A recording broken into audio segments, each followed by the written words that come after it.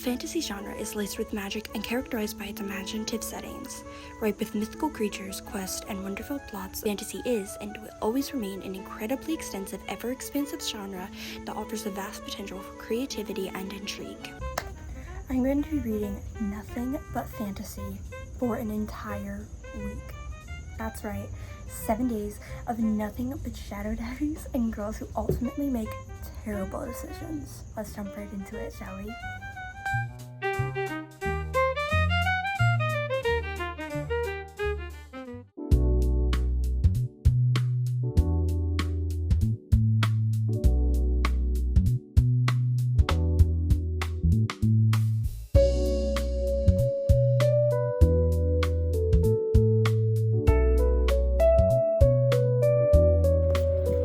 I am 54% through Quicksilver. I started this yesterday. This is a 600 plus page book, and I got through 50% in one day. Let that be a testament to how fast-paced and intriguing and fun this book is. It's been a while since a book has captured my attention as quickly. I'm really loving this. Let's talk about it. Anytime I go into reading a romantasy book, I always subconsciously compare it to other romantasies that I've read, because romantasies that are being written nowadays feel like they're cut from the same cloth. They feel very similar with slight deviations in plot and world building, but this, it has been holding its own. Every plot point, every detail feels very intentional and feels like it's been carefully considered by the author. I can see where she would have gone back in editing and added stuff and refined, but it doesn't take away from the overall experience. It still flows really nicely, and at no point during my experience reading this so far have I felt like the plot has become stagnant or have I become bored with it. I have been binging this when I can. Obviously I have stuff to do, but if I could, I would probably have just read this in one sitting. For someone who has trouble focusing for long periods of time, that is pretty shocking. Of course, there are definitely similarities, especially, and I say this lightly because I know when people say this, it can be received very differently depending on the person. I have been drawing connections to it, to ACOTAR. Not saying it's exactly like ACOTAR. I'm saying that the feeling I got while reading ACOTAR is the same feeling I am getting from reading this book. The magic systems are very different, the worlds are very different, but the aspect of found family and then just the tension and banter between our romantic interests are similar. It's definitely not heavy on the romance. Not that the romance is taking a back seat. It's still fairly prevalent. We do balance it well with the political side of things, the war, the need to create these relics to reinstate Quicksilver, these magical portals between kingdoms and worlds. I really think I can finish it today. I just want to binge the rest of this.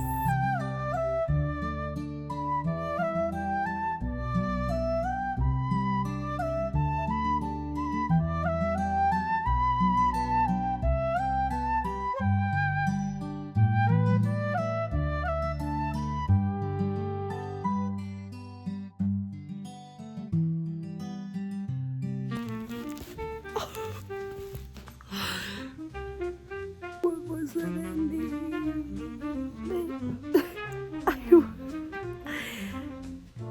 I need to gather my thoughts.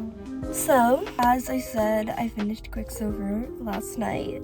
It was a 5 stars. I'm super excited for the second book to come out because that ended on such a good cliffhanger.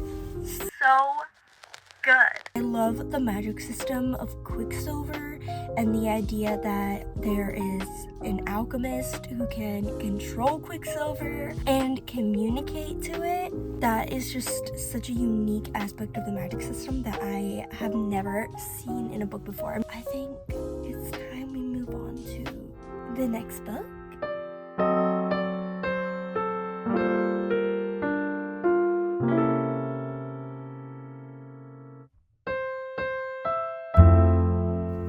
Glint by Raven Kennedy. I picked this up so many times over the past year, read like the first chapter and never continued, and I don't know why. I'm on chapter 8. Not much is happening right now. I'm really mad at her, and I love her, but it's frustrating to see her pine after Midas, try to be loyal to him and get back to him and stand up for him when I know, you know, that he is a jerk. We still have 400 pages to read, and I really want to get this done by tomorrow so we can start another book. This is what we're reading. This is what we will be reading for the next like 24 hours.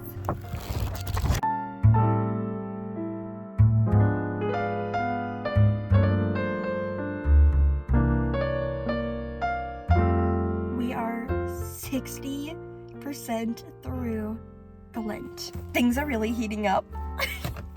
The tension in this book, not only the romantic tension, but just the tension of like the politics in this book. Delicious. So good. I am eating it up. Eating it up. Oh, my only quarrel with this book is that I wish there was more going on. This entire book, they are traveling. Really is just focusing on the growing relationship between our two main love interests. What I do really appreciate about this book is that, unlike the first one, we actually have a dual POV. The second one is actually Queen Melina. I really appreciate. She was a very underappreciated and overlooked character in the first book, which I feel was very intentional, and now we are seeing her come into her own. We're getting more of her backstory, and we're seeing her just girl boss her way to the top. I'm really hoping we get more of her POV in the coming books, because right now we've only gotten her POV a few times.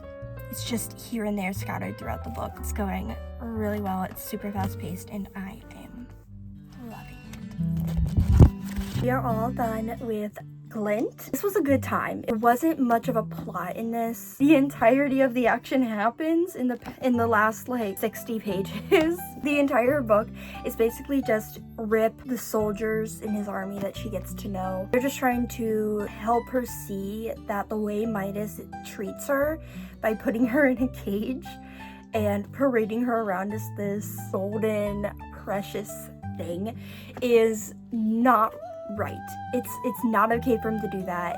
He's stifling her, and they're just trying to help her see, like, how can you stand this? Stick up for yourself, girl. And the entire time she's just like, no, you don't get it. He saved me. He loves me. He's doing this to protect me. It's just this constant back and forth, and then at one point she's like, you know what, Midas is mistreating me. Next time I see him, I'm going to give him a piece of my mind. Where was the progression of her changing her mind? Like, all of a sudden she just agrees with them. It should have been a much bigger deal, because this is her entire life has been in this cage, and all of a sudden she just realizes how wrong it is. Other than that, I love the character so much and the way this ended.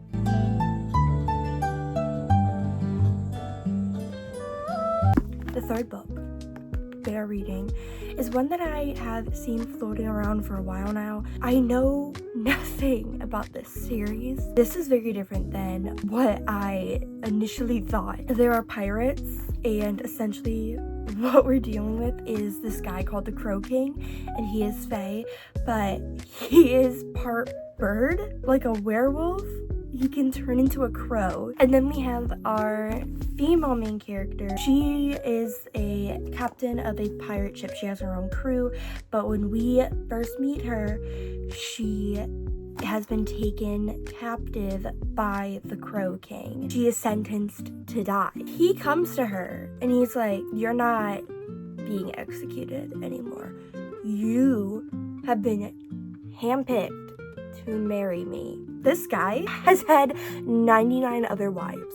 And within a year of being married to him, they die. And so this is the 100th year of him trying to find a wife. And she has been chosen. And she has no choice. It's not like she can choose to die instead of marrying him. She has to marry him. It is on Kindle Unlimited, the entire series. Mostly listening to it on audiobook. And honestly, I am 36% through. And nothing has happened. And we have like no information on our character, no information on the history of this kingdom, and it's really frustrating. It's so boring. There's no description of our characters, there's no description of our setting, there's no action happening. If I wasn't mostly listening to it as an audiobook, I probably would have DNF'd this, honestly. But I've heard great things about the series as a whole, and on Goodreads, I mean, yeah, the first book has like a 3.69 average rating, something like that. But the other ones, every other book in the series is over a 4 average rating. Yeah, I don't know, that's the third book we're reading.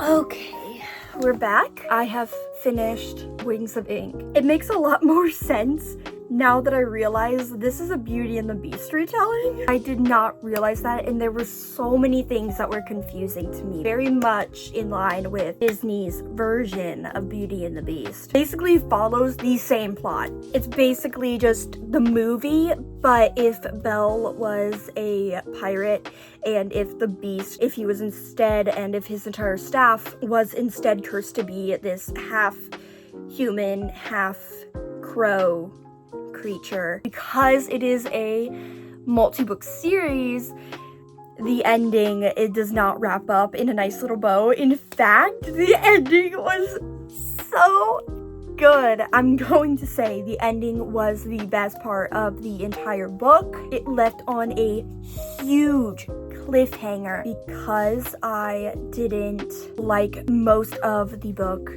up until the 80% mark, rating it a 3.25 stars. To amend the description of the book that I gave earlier, female character Anya is a pirate. Her entire crew is killed. She is taken prisoner and she is forced to marry the Crow King. And it is revealed that the Crow King, his entire kingdom, under this curse, where every resident looked like a half human, half crow, and they cannot speak of this curse to anyone or else they will die. But to break this curse, the Crow King has to take on a bride and fall in love with them, and have the bride fall in love with them in turn. And then at the same time, we have this war going on. I've heard people say it's very bingeable. To me, it wasn't, but I think it's just a case of the audiobook doing a disservice to the entertainment factor of this book. Now, I only have 2 days left of the week to read Romantasy. I picked up How Does It Feel by Janine O'Reilly.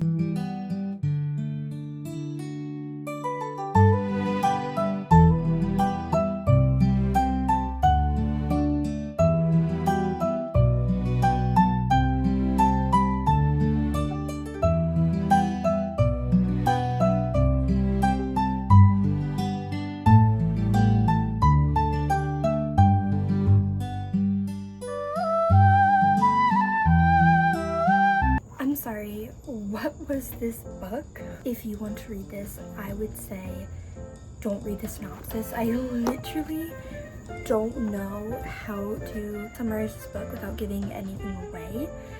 So I'm gonna leave it up to you to read the synopsis or not. Be forewarned, you will feel betrayed, you will feel deceived, lied to, and ultimately confused, utterly confused. I feel so deceived, but I want to jump into the next one immediately. Remember, you are not along the ride with the characters. They're not on your side.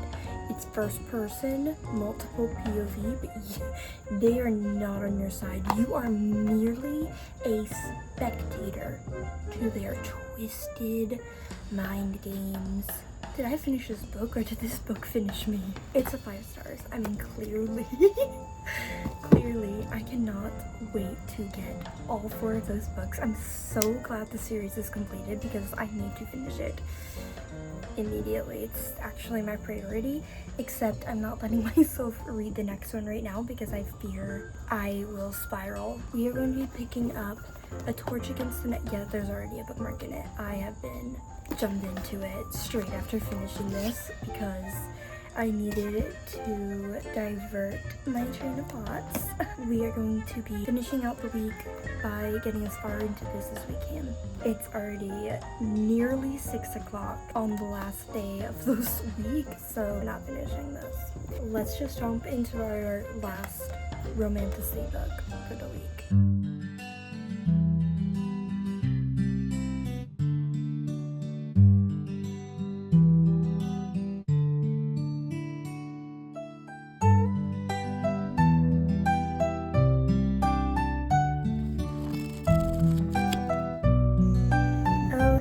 The week is over, so let's wrap everything up.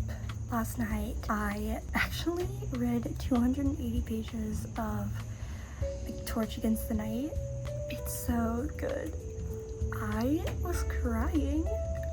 Would have finished it in one sitting, honestly, but it was midnight and I was a sleepy girl, so I'm enjoying it a lot more than the first one so far, which is crazy because the first one was a 5-star read. It's just so much more serious. It's so sad. Let's wrap up the entire week. We started out reading Quicksilver, which, as we all know, was a 5 stars.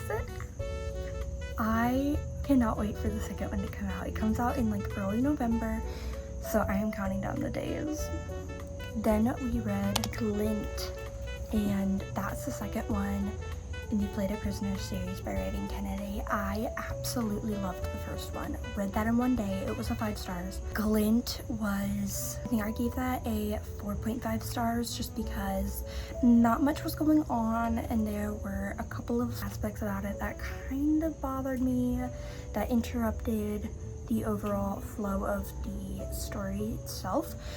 But still an amazing read. Then we read Wings of Ink, which I dual read as an audiobook and on my Kindle, and like I was saying, I think the audiobook did a bit of a disservice to this. Usually when I read audiobooks, I either use it as immersion reading where I read it along with my Kindle at the same time, or I have a soundscape on in the background that fits the setting of the book itself. It's honestly a game changer. I didn't do that with this because I was listening to it on my commute, and I think that really hindered my experience, unfortunately, but I did end up really enjoying this in the end. The plot twist was insane. I am going to definitely read the next book.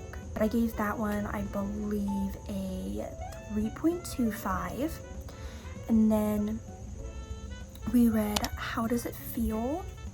Yeah, that is definitely going on one of my top books of the entire year.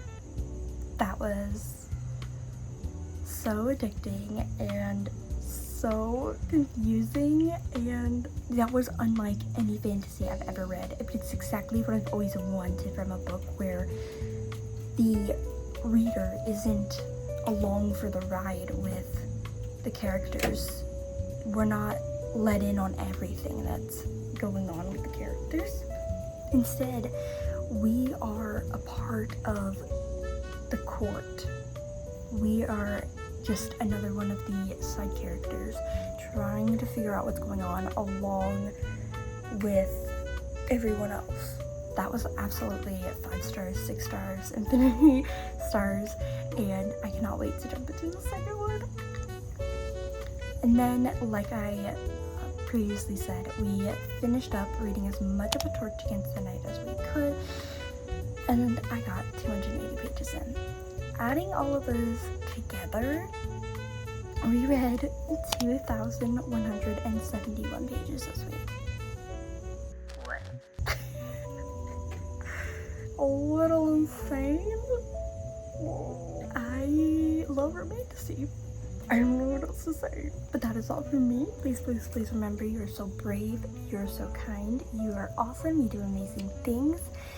And even when you don't feel like you have the energy to get out of bed, brush your teeth, eat something, you're still doing your best and you're doing amazing at it. Remember to take a little break today, and if I made you smile, leave a like. And while you're down there, I would really appreciate it if you consider subscribing. Thank you, thank you, thank you, and I'll see you soon.